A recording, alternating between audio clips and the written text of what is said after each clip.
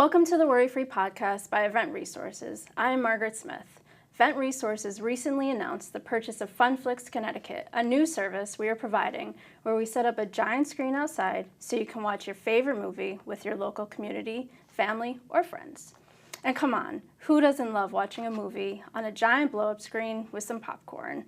To tell us more about the service and why Event Resources wanted to purchase this company, here is Lee Simmons.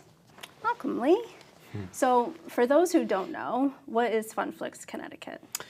So, FunFlicks is a national company, and they've been around in business for, I believe, about 20 years or so, and they have different organizations around the country that represent that local community. Similarly, like a franchise, but it's not a franchise, but you can conceptually think of it like that. So FunFlicks Connecticut is now owned and operated by Event Resources, as you said. So everything, all decisions and planning process, all that is strictly with us, with support, obviously, as needed from the national brand. But everything it's our decisions, our choices, and how we operate and all that. And what is you started talking about that. What is a FunFlicks movie night? That's when we have those big giant blow-up screens with a sound system, and then we play a movie. And like you said, it's a great community event, a great way to gather together as long as the weather is good. That's a very key element, which we'll talk about in a bit. And when I say community, I mean that in many different ways. A community could mean a local town. A community could mean like an organization, fundraising, school event. So any type of gathering, this is just a now different, fun, unique way to have an event to put a smile on people's faces. You spoke about the weather. Let's talk about that. Yeah, this is probably one of the most important things usually these events are outdoors. Makes sense. So we rely heavily on the weather. So we are very on top of monitoring it to make sure it's safe. If it's unsafe for the equipment, and more importantly, unsafe for the people attending, then it's not the right fit, and we have to reschedule for another day. So we are unable to make sure that the screens fit in the right scenario, and the equipment fits for the right scenario to make sure everything's safe. We don't want to get hurt. That is obviously the number one thing. A question related to that I get is, well, could you go inside? And the answer is yes. Yes, we can go inside. The two factors on that is the screen, because of the size of it, going to fit? And if the answer is yes, if it's like a gym with high ceilings, we're good. No problem, we go inside. If it's not, we would have to look at alternative types of screens, which we do have, and that's a conversation we can have to figure out the best way to solve that challenge. So that's like the biggest thing there is for weather, is indoor and outdoor. But obviously, like you said, prefer to be outside. Who doesn't? The weather's nice. The other thing related to that is sunlight. Movie screens are going to be seen when it's darker. So that's one challenge when we're planning this out with our clients, of thinking through the time. We have to make sure the sun sets and where the sun is setting, the physical location of it, to make sure that the guest can see the screen. Because if it's too bright, then we have to just wait until it gets darker for it to be seen, which is just any general comment with projection outside. Right. So what does the client have to do to make sure that this event is successful? Yeah, it's a partnership like anything. And so the biggest thing that the client needs to do for their part of the partnership is, first of all, find a location that fits with the guests that they want, and making sure they secure that. Marketing it. I think that's one of the biggest pieces of advice I would give people is the success of people coming is all in the marketing, how you promote it to whether it's a town event, organization event, community event, whoever the right people are, making sure you marketing it properly. Handling any copyright processes, mind you, again, and we'll talk about this more, but it is, you're supposed to go through the proper channels to play a copyright movie.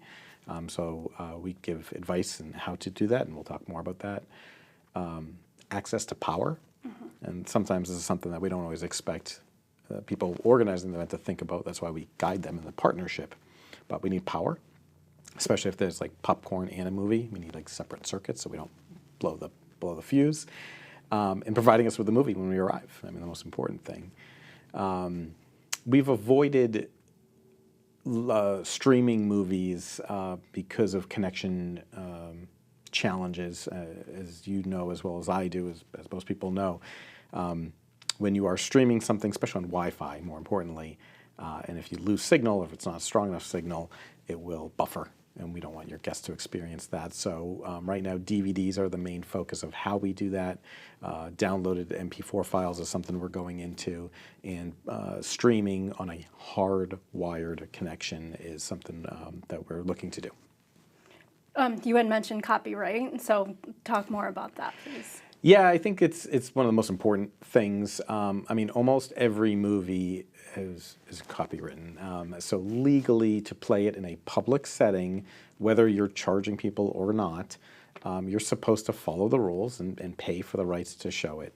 Our website does have a link that people can go to for figuring out how to do that.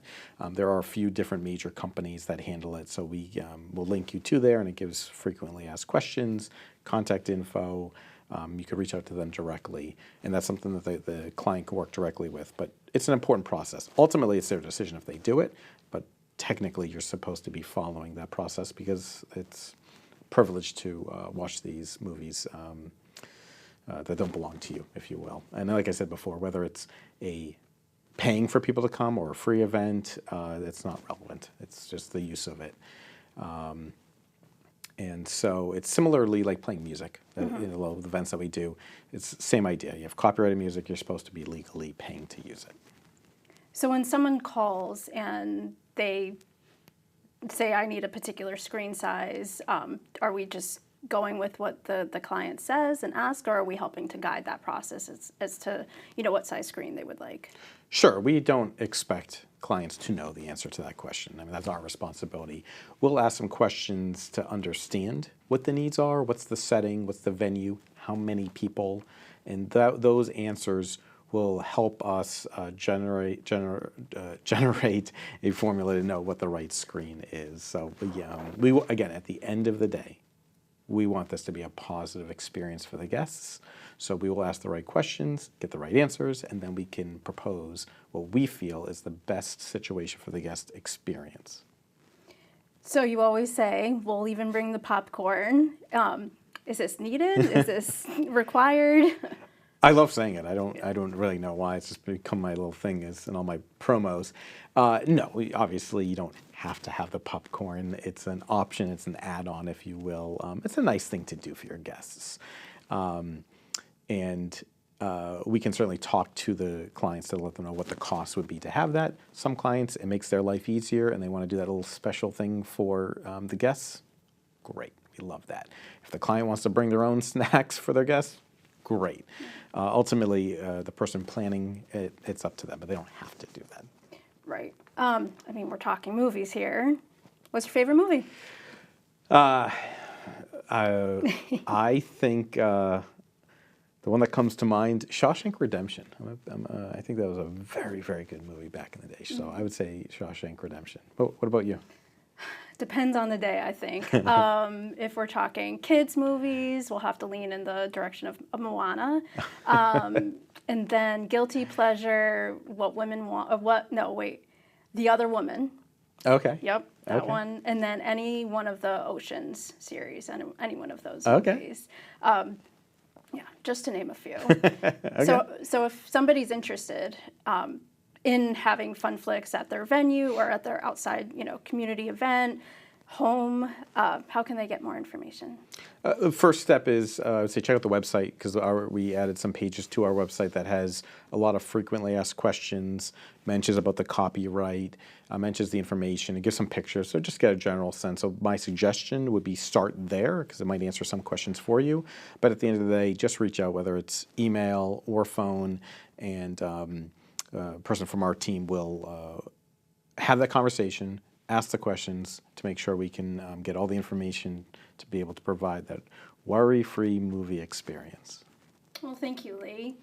Thank you for joining me today for this discussion about FunFlicks. We hope this information helped anyone planning an event, and thank you for watching the Worry Free podcast by Event Resources.